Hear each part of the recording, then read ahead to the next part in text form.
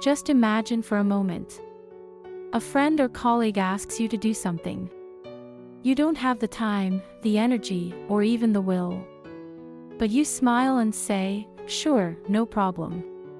And then, you feel awful. As if you just betrayed yourself. Sounds familiar, doesn't it? Why is it so hard to say no? In this video, we'll explore why we struggle to say no, what it costs us, and most importantly, how to say no without guilt and build healthy boundaries. Why is saying no so hard? From early childhood, we were taught that saying yes is good. When we followed instructions, we were praised. But if we resisted, we were told that's not nice. Gradually, we formed a belief. If I say no, I won't be liked.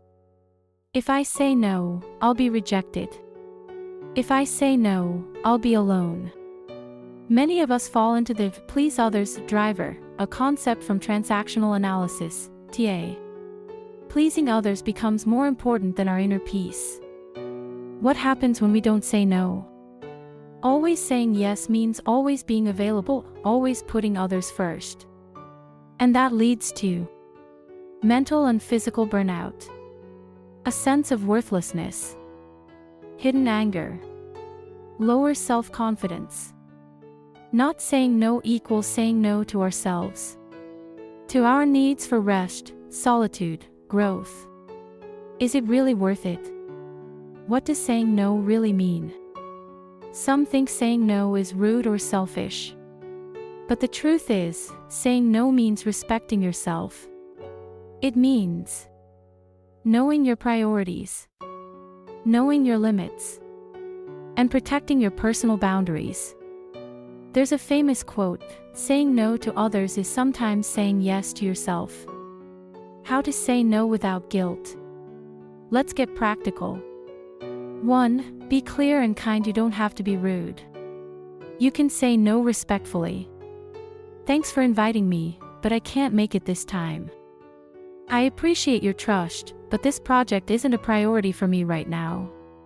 2. Don't over-explain. You don't need to justify your no with a life story. Saying no is your right.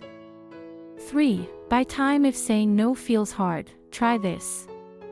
Let me think about it and get back to you. It gives you space to choose from awareness, not pressure. 4. Know your boundaries. If you don't know what matters to you, you can't protect it. Ask yourself, what's important to me? Where do I want to spend my time and energy? Sina is 21. He's a painter, full of creative ideas, preparing for his first exhibition. But lately, he's been off, restless, sleep-deprived, aimless. One night, a friend called, "Sina, come on man, try this stuff. It'll boost your focus. Just once. No harm." Sina knew what he meant. He didn't know the exact drug, but he sensed it wasn't just fun and games. The friend said, "Don't worry. Everyone's doing it, weed, even a little crystal meth. Don't be so uptight." That night, Sina sat with himself, his fear of judgment, and his craving for escape. Then something clicked. He remembered how painting helps him express emotion through color and form. He realized he didn't want to let a drug hold his creativity hostage. With a calm but firm voice, he said, "No. I'm not putting something in my body that'll steal my future. I won't trade short-term relief for long-term damage." His friend was stunned, then quiet. He said, "All right, man, it's your call." Sina hung up. That night, he didn't just say no to a substance, he said no to a cycle that could have robbed his peace, sleep, body, and mind. That simple no may have been the most powerful artwork of his life. Drugs, especially synthetic ones like meth or weed, often wear the mask of freedom or temporary peace. But the cost can be huge: loss of focus, identity, creativity, and health. Saying no to them is saying yes to a future still unwritten. In ACT, acceptance and commitment therapy, we first acknowledge our emotions. Yes, I'm afraid to say no. Yes, someone might get upset. Then we commit to our values. If one of your values is mental and physical well-being, now's the time to honor it. You might say, I know this might disappoint you, but for the sake of my peace of mind, I need to say no. What will they think? A common fear. Will they think I'm selfish? Arrogant? Will they pull away from me?